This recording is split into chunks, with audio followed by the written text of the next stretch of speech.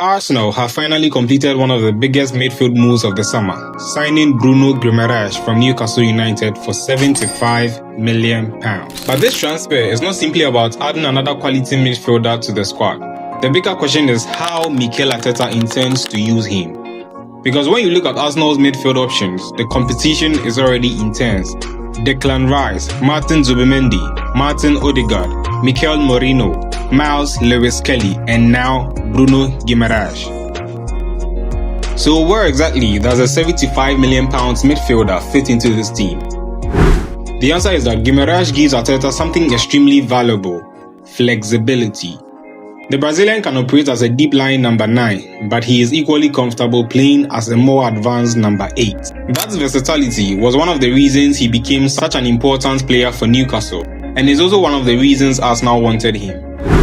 Guimarães spent periods under Eddie Howe playing as Newcastle's number 6, particularly when the team needed him to control possession and protect the defense.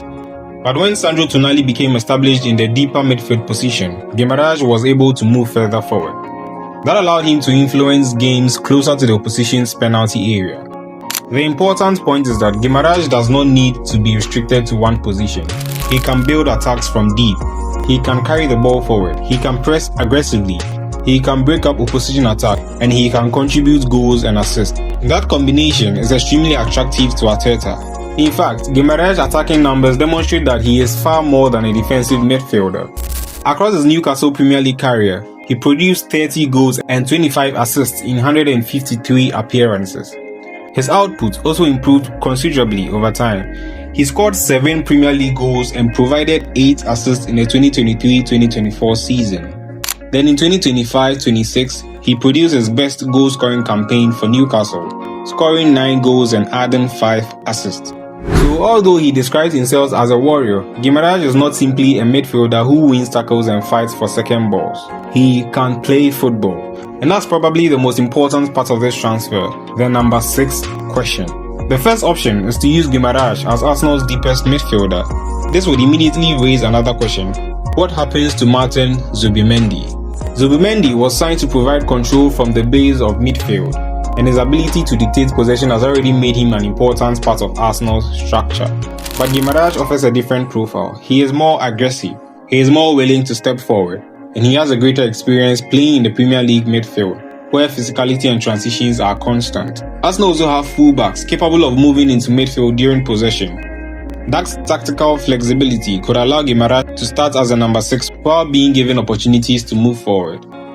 In other words, his position on the team sheet would not necessarily tell the entire story. He could begin the match as the deepest midfielder and still become one of Arsenal's most advanced players when the team has possession.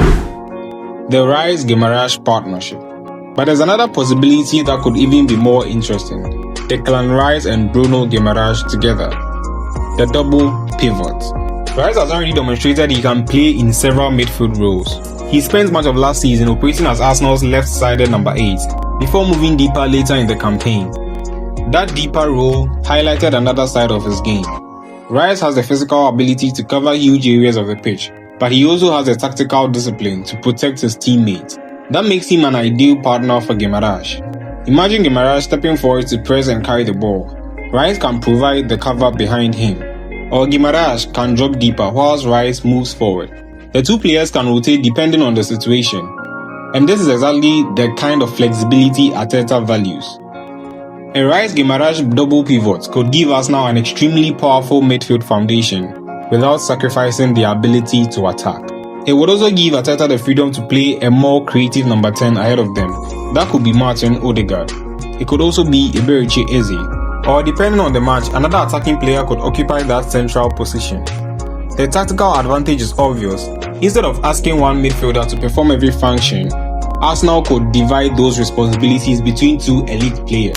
But there is another option. Arteta could also choose to play Guimarães as a number 8. This is where his attacking qualities become particularly interesting. During his later years in Newcastle, Guimarães increasingly operated in an advanced midfield role, and his numbers show that he is capable of contributing creatively from there. One of the most interesting statistics from his 2025-2026 season is his passing. Guimarães averaged approximately 8.6 line-breaking passes per 90 minutes, putting him in a similar range to Martin Odegaard and ahead of Rice and Zubimendi. That is important because it tells us that Guimarães is not simply a physical midfielder. He can progress the ball through the center of the pitch, he can break defensive lines, he can find attacking players between the lines, and he can do it from deeper positions. That means Arsenal would not necessarily have to sacrifice creativity by using him in midfield. In fact, Guimarães could provide another creative outlet from central areas. Imagine this midfield. Imagine Arsenal playing with Zubimendi at number 6, Guimarães as a right-sided number 8 and Declan Rice on the left. That midfield will be extremely difficult to overpower physically. Zubimendi provides control, Guimarães provides aggression, possession and creativity. Rice provides athleticism, defensive coverage and ball carrying. It might not be Arsenal's most attacking midfield combination, but against certain opponents, particularly teams that dominate central areas physically, it could be incredibly effective. Arteta would have the ability to change the balance depending on the opponent, and that may actually be the biggest benefit of signing Guimarães. Mikel Arteta has always valued players who understand multiple tactical responsibilities.